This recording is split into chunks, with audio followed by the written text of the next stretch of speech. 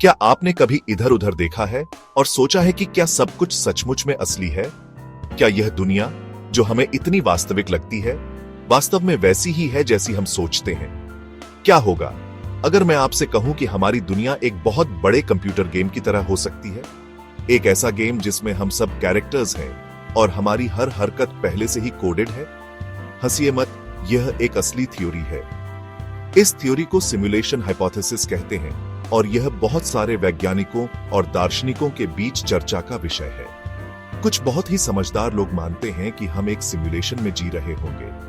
उनका मानना है कि अगर टेक्नोलॉजी इतनी एडवांस्ड हो जाए कि वह एक पूरी दुनिया को सिमुलेट कर सके तो यह संभव है। यह ऐसा है जैसे किसी ने एक सुपर एडवांस्ड कंप्यूटर प्रोग्राम बनाया हो और हम सब उसके अंदर रह रहे हैं। यह प्रोग्राम इतना जटिल और डिटेल्ड है कि हमें इसका पता भी नहीं चलता। जरा सोचो, आजकल कंप्यूटर गेम्स कितने असली लगने लगे हैं। उनकी ग्राफिक्स और एआई इतनी एडवांस्ड हो गई है कि कभी-कभी हमें असली और नकली में फर्क करना मुश्किल हो जाता है। हमारे पास वर्चुअल रियलिटी हेडसेट्स हैं जो हमें ऐसा एहसास कराते हैं जैसे हम सचमुच गेम में हैं। यह टेक्नोलॉजी हमें एक अलग ही दुनिया में ले जाती है। तो क्या हमारी दुनिया कुछ अलग है? क्या यह भी एक सिमुलेशन हो सकती है जैसे हमारे वीआर गेम्स? चलो थोड़ा और गहराई में उतरते हैं और इस माइंड ब्लोइंग आइडिया को एक्सप्लोर करते हैं। क्या हम सचमुच एक सिमुलेशन में जी रहे हैं या यह सिर्फ एक कल्पना है? 2003 में निक बॉस्ट्रॉम नाम के एक फिलोसोफर ने इस बारे में लिखा था। उसने कहा कि अगर हम भविष्य में सिमुलेशंस बनाते हैं तो बहुत अच्छा चांस है कि हम पहले से ही एक में हैं। जरा सोचिए, फ्यूचर ह्यूमंस के पास इतने पावरफुल सुपर कंप्यूटर्स होंगे कि वो पूरी यूनिवर्सेस बना सकेंगे। बॉस्ट्रॉम को लगता है कि यह बहुत ज्यादा मुमकिन है कि वो अपने एंसेस्टर्स के सिमुलेशंस बनाएंगे। इसका मतलब है कि हम वो एंसेस्टर्स हो सकते हैं जो उनके सिमुलेशन में बिना कुछ जाने जी रहे हैं। अब आप सोच रहे होंगे, जाकिर भाई यह तो हद हो गई। लेकिन विज्ञान की दुनिया में कुछ भी असंभव नहीं है। लेकिन जरा रुकिए, कुछ साइंटिस्ट्स ऐसे क्लूज ढूंढ रहे हैं जो इस थ्योरी को सपोर्ट करते हैं। ये क्लूज हमें हमारी दुनिया की गहराइयों में ले जाते हैं जहां हर चीज का एक अलग ही रूप होता है। वो क्वांटम मैकेनिक्स जैसी चीजों का अध्ययन करते हैं जो बहुत ही छोटी चीजों का साइंस है। क्वांटम मैकेनिक्स हमें बताता है कि हमारे आसपास की दुनिया कितनी कॉम्प्लेक्स और मिस्टीरियस है। क्वांटम मैकेनिक्स से पता चलता है कि दुनिया अजीब तरीके से बिहेव करती है, लगभग ऐसे जैसे इसे किसी कंप्यूटर प्रोग्राम द्वारा कंट्रोल किया जा रहा हो। यह विचार ही अपने आप में बहुत फैसिनेटिंग है। उदाहरण के लिए, जब तक हम पार्टिकल्स को ऑब्जर्व नहीं करते तब तक वो एक साथ कई जगहों पर हो सकते हैं। यह फिनोमेनन हमें सोचने पर मजबूर करता है कि क्या हमारी वास्तविकता भी ऐसी ही है।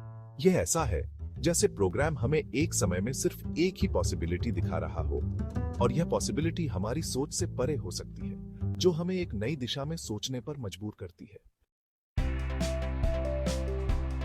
सेक्शन 4, एक वर्चुअल वर्ल्ड में जीना।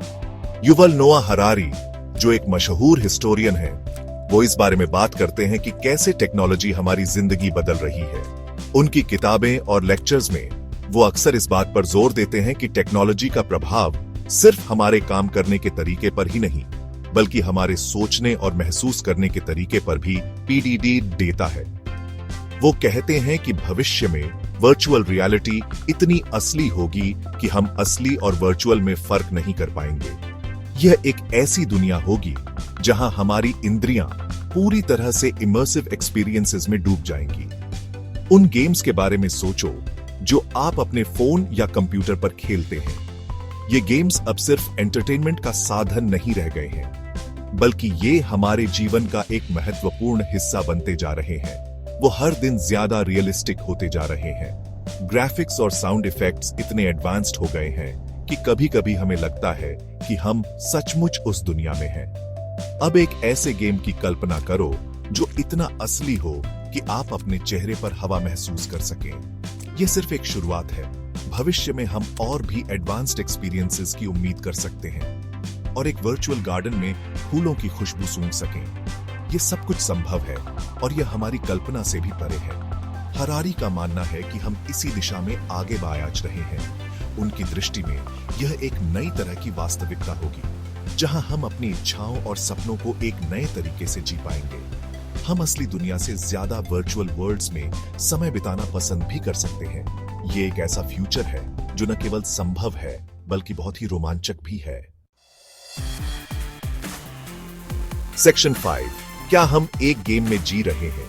तो अगली बार जब आप किसी वीडियो गेम में कोई ग्लिच देखें तो इस बारे में सोचें, क्या हमारी दुनिया में भी ग्लिचेस हो सकते हैं?